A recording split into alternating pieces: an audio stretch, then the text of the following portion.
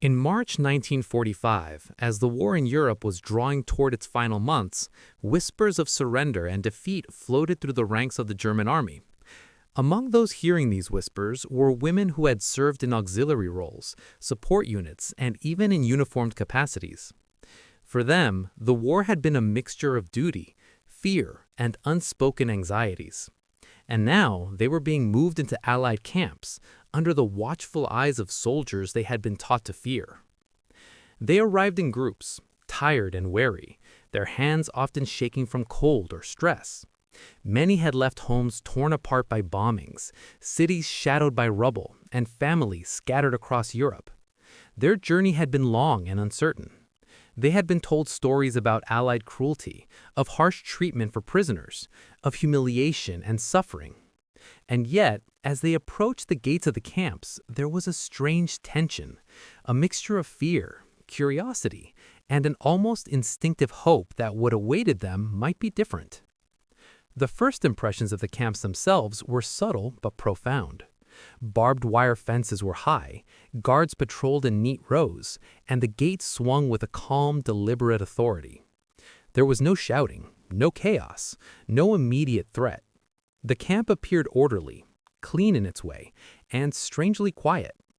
For women who had spent years in cities under constant bombardment or in militarized zones filled with suspicion, this stillness felt almost unnatural. Many women remembered being told that the Allies would punish them, that any mistake or misstep could result in severe consequences. But what they found was different. British and American soldiers, young men mostly, moved among them with a quiet professionalism. They carried no anger, no visible contempt. Meals were distributed without shouting. Sleeping quarters were functional but not cruelly austere.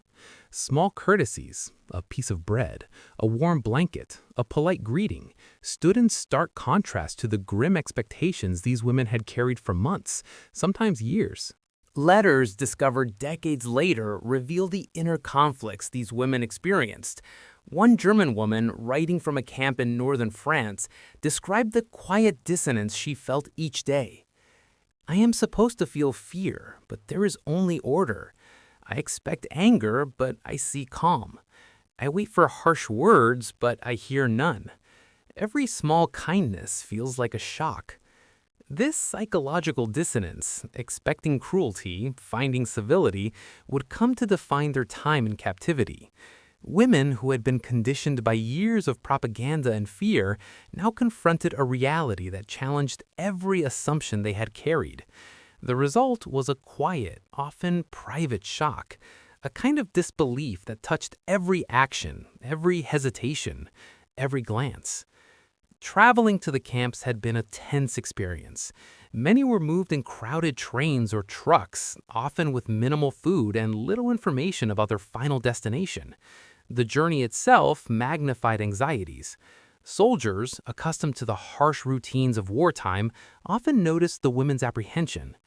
Diaries from American and British guards sometimes recorded these observations, how the women sat stiffly, how their eyes flicked nervously at every movement, how they clutched personal belongings as if these small items were shields against an unseen danger. Upon arrival, the first official processing was deliberate but unobtrusive. Guards checked identities, recorded details, and gave instructions in simple, clear language. No one raised their voice, no one shouted, no threats were made. To the women, this lack of aggression was almost impossible to interpret. Years of expectation had prepared them to read anger and violence into every gesture. The calm professionalism was alien, confusing, almost unsettling. In the early days, minor interactions became magnified in significance. A soldier offering a blanket, a nurse bringing a cup of soup, the quiet nod of acknowledgement as one woman passed another in the hallway. Every gesture seemed loaded with meaning, yet none of the meanings matched the fear-driven stories they had been told. Psychological reports from post-war interviews indicate that many of these women initially responded with suspicion, hesitating before accepting assistance, watching each movement as if expecting sudden violence. One particularly revealing account comes from a diary kept by a young woman who had served in a communications role. She wrote about a day when she saw a soldier quietly repairing a fence near the edge of the camp. He worked with care, slow and steady. I expected him to shout at us, to bark orders, to show disdain, but he said nothing. I wanted to look away, to pretend it was not real, but I could not. There was no cruelty here, and I did not know what to make of it. This hesitation, this pause between expectation and observation, became a daily rhythm for many women. They learned quickly to observe, to measure, to anticipate, yet find their predictions constantly contradicted by calm reality. In some cases, this dissonance produced deep relief. In others, it produced unease, even guilt. Many had internalized the idea that survival should be accompanied by shame or fear. Finding neither, they were unsure how to respond. The structure of daily life within the camps added to this sense of quiet tension. Meals were served on time, often simple but adequate. Sleeping quarters were modest, never luxurious but sufficient. Guards maintained order without visible aggression. Administrative procedures were clear. Even in such mundane routines, the women noted contrasts with what they had been taught to expect. A letter from another German woman, preserved in a historical archive, illustrates this tension. Each morning I wake with the thought that something terrible will happen, but the day passes. The guards are calm. The camp is quiet.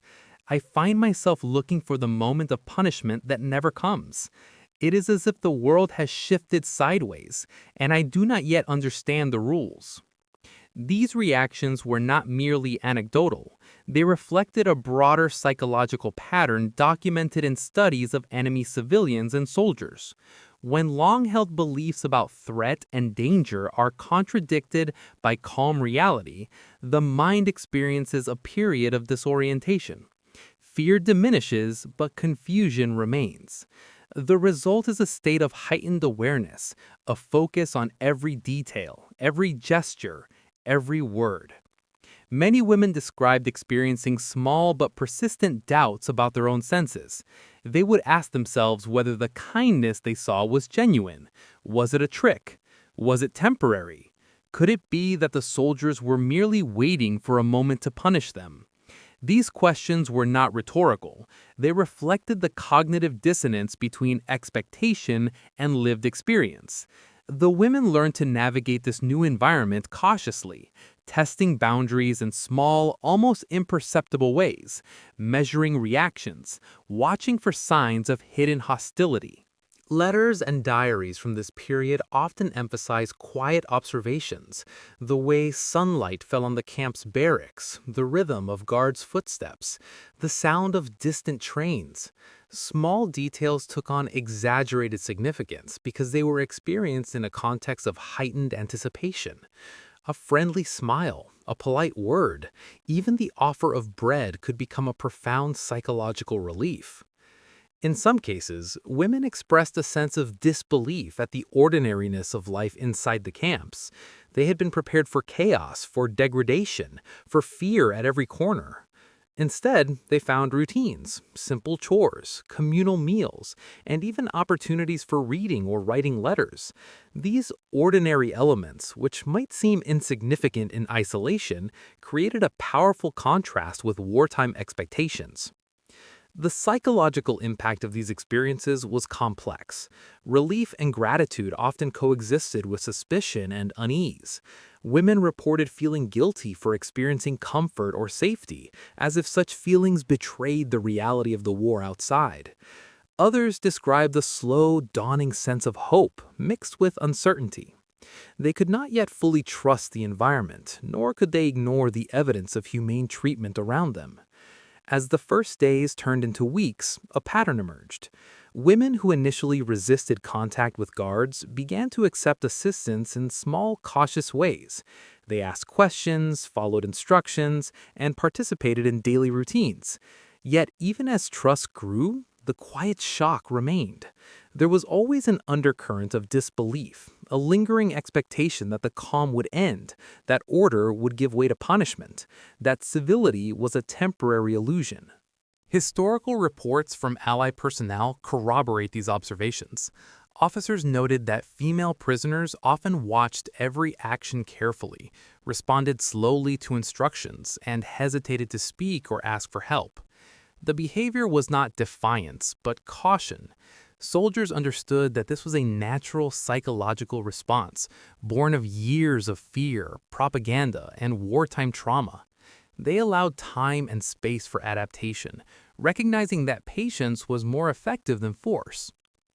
In examining diaries from the period, one sees the same patterns over and over: surprise at kindness, hesitation before speaking, careful observation of every gesture, repeated questioning of whether safety could truly exist in this strange new environment. It was a quiet internal drama, unfolding moment by moment, often without visible expression. The shock was not loud or violent, but persistent, shaping every thought and decision. Even mundane interactions could carry weight. One guard recalled a woman who had spent days avoiding eye contact with anyone. When he offered her a simple cup of tea, she paused for a long moment before accepting. Later, she wrote in her diary, "I do not know why I waited. Perhaps I feared the cup itself. Perhaps I feared kindness. But it was warm, and it was real. I am learning that real things can exist without threat." The stage is set. The women have arrived, cautiously navigating a world of calm and order that contradicts every expectation. The first impressions have been made. The tension between anticipation and reality simmers quietly. They have not yet fully adapted, and the journey toward understanding and reconciliation with their experiences is only beginning. And it is here, at the threshold of realization, that the deeper story of psychological shock begins. The moments that follow, moments of quiet disbelief, internal reckoning, and subtle transformation, will reveal not the violence of war, but the complexity of human expectation, fear, and observation in a time of upheaval. The women are still watching. The soldiers remain calm. The camp continues in its measured rhythm. And in this space, the quiet shock waits to unfold. In the days after their arrival, the quiet shock experienced by the women began to take on a more defined shape. They moved through the camp with a strange combination of caution and curiosity. Every gesture, every word, every small interaction seemed to carry a hidden meaning. And yet, as the routines repeated, the reality of their surroundings became harder to deny. It was in the ordinary moments that the shock hit hardest. One morning, a group of women were assigned to help in the camp kitchen. They expected harsh orders, raised voices, perhaps even punishment for mistakes. Instead, they found patience. Soldiers and nurses guided them gently, showing them the proper way to organize utensils, portion food, or clean surfaces. Mistakes were corrected quietly. No one shouted, no one scolded. A diary entry from one of the women captures the tension perfectly. "I spilled a bowl of soup. I expected shouting, maybe anger, but he just helped me clean it and said nothing. I wanted to cry, not from shame, but from relief. This is not what I expected. Nothing is." The contrast between expectation and reality created a mental echo. Their minds were trained to anticipate hostility at every turn, but calm continued to prevail. For many, the simple act of being treated as a human being, rather than a number or an enemy, felt revolutionary. One woman described it as a strange kind of freedom, though she struggled to define it or even fully believe it. Letters from women who later recounted their experiences reflect a mixture of awe and disbelief. One wrote, "I see them walking, working, speaking with kindness. I have been told this cannot exist, yet here it is. I watch, waiting for the mask to drop, but it never does. Every day I wonder if I am dreaming." Not all reactions were positive at first. Some women felt guilt or shame for experiencing comfort. They had been raised to believe that their suffering, or their enemy's suffering, was inevitable. Relief felt almost like betrayal. There were moments of hesitation before accepting a blanket. taking a piece of bread or speaking to a guard. Some sat silently for hours, observing the calm routines, trying to reconcile them with the fear they had carried for months. The arrival of mail brought another layer of complexity. Letters from family or friends were allowed in limited ways, but even these ordinary connections created deep psychological tension. Many women were overjoyed to hear from loved ones, but also tense, fearing that the letters might contain bad news or hidden criticism. Reading became an act of quiet suspense, a small moment in which hope and anxiety coexisted. In camp life, small routines became markers of trust. A shared meal, a simple greeting, the offer of medical attention, all were tests of reality. Women began to notice subtle cues, the tone of a voice, the pace of walking, the way a hand was extended. Over time, they learned to accept that calm and kindness were not fleeting or deceptive. But this acceptance was gradual, measured in small increments. Diaries and letters reveal micro-moments that captured the intensity of this adjustment. One woman wrote about an encounter in which a young American soldier helped her carry water. "I did not trust him at first. My hands shook, my heart raced, but he smiled and said nothing, simply helped me. I could feel my fear slowly melting. It was strange, terrifying, and wonderful all at once." The psychological journey of adaptation often manifested in internal reflections. Women noted the difference between what they had imagined and what they saw.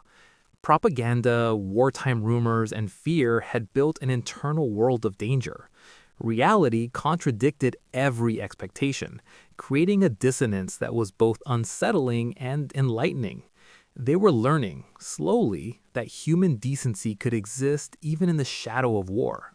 Medical observations made by camp doctors and nurses documented these shifts. Many women arrived with heightened anxiety, trembling hands, and tension visible in posture and gait. Over weeks, as their environment remained calm, signs of stress diminished. Sleep became deeper, appetite returned, hesitation softened into cautious participation. Yet, the mental imprint of fear remained. Even when order and kindness were evident, the memory of expectation lingered, shaping every decision. A remarkable feature of this period was the quiet resilience the women displayed. Rather than rebelling or refusing to cooperate, they adapted incrementally. Each small act of trust, taking a meal, speaking to a soldier, cleaning a room, became a step toward a new understanding of reality. Their internal landscape shifted from anticipation of harm to careful recognition of safety, yet never completely discarding the caution ingrained by years of conflict. Letters from the post-war period show that many of these women carried these experiences for decades. One recalled, "I can still remember the way a soldier handed me a blanket. My heart was full of suspicion, yet I accepted it. That small act changed how I thought about people. It was quiet, almost invisible, yet it left a mark I could never erase." By the second or third week in the camp, women began to participate more actively in daily routines. They cleaned, cooked, mended, and organized. They spoke quietly to one another, shared observations, and occasionally wrote letters. Each action was accompanied by internal monitoring. Is this safe? Can I trust this? Will someone notice if I hesitate? Even as confidence grew, the memory of fear remained close. Interactions with guards remained critical to the psychological journey. Soldiers maintained consistent calm. They responded politely, corrected mistakes without anger, and avoided unnecessary authority displays. This consistency reinforced trust, slowly but powerfully. Women learned to read cues of intention rather than relying on assumptions shaped by fear and propaganda. Some moments of reflection reveal the depth of cognitive adjustment. A woman wrote, "I used to fear their every word, every glance. Now I notice small kindnesses. I hesitate, but I notice. I am learning that the world is not only harsh, that even in war there can be decency." This shift was subtle, but profound. It was not an immediate acceptance of safety or goodness, but a layered, cautious understanding. The mind had to reconcile two conflicting truths, what had been taught and what was observed. In this space, the quiet shock persisted, even as adaptation occurred. Other accounts highlight the emotional paradox of relief and vigilance. One woman, reflecting years later, noted, "I was safe. I had warmth, food, and quiet. And yet, I could not shake the tension. My body remembered fear before my mind could adjust. Every step forward was a negotiation with myself." By the time of the final weeks of their stay, many women had internalized a rhythm of cautious confidence. They could interact, follow instructions, and engage with camp life, but the memory of anticipation and the quiet shock of initial arrival lingered. They had learned that civility could exist amid the remnants of war, that human behavior was not always predictable, and that small acts of decency could carry immense psychological weight. Historical letters collected from Allied archives reveal a pattern repeated across camps. Women often remarked on the ordinariness of their lives, the sound of birds in the morning, the orderly distribution of meals, the silent efficiency of guards. And yet, each ordinary moment contained a layer of extraordinary perception. Their minds were constantly measuring, observing, reconciling expectation with reality, fear with relief, rumor with fact. One final diary entry, written on the day of their release from the camp, captures the culmination of this journey. "I leave the camp with gratitude and disbelief. I have lived under fear for years, and now I have seen calm. I have learned that fear is not always real, and that small acts of kindness matter more than I ever imagined. I will carry these lessons with me, quietly, forever." The story of these women is not a story of dramatic heroics or battlefield valor. It is a story of the mind, of perception, of the fragile tension between expectation and reality. Their experiences reveal the quiet complexity of human psychology in times of upheaval. They teach that even in war, when fear is instilled and violence is feared, human decency can leave a lasting impression. As the gates closed behind them and they returned to civilian life, the quiet shock lingered. It shaped their memories, influenced their relationships, and became a lens through which they viewed the world. The shock was not violent nor sudden, but subtle, persistent, and deeply transformative. It was a testament to the power of calm, the effect of consistent humane treatment, and the resilience of those who have endured fear and emerged with understanding. In the end, the women who entered the camps with tension, suspicion, and apprehension left with a deeper sense of human possibility. They had faced their fears in a new way, encountered kindness where it was least expected, and learned that quiet, consistent decency could transform the experience of captivity. The psychological journey, though invisible to the casual observer, was profound, shaping the lives of those who endured it long after the war had ended.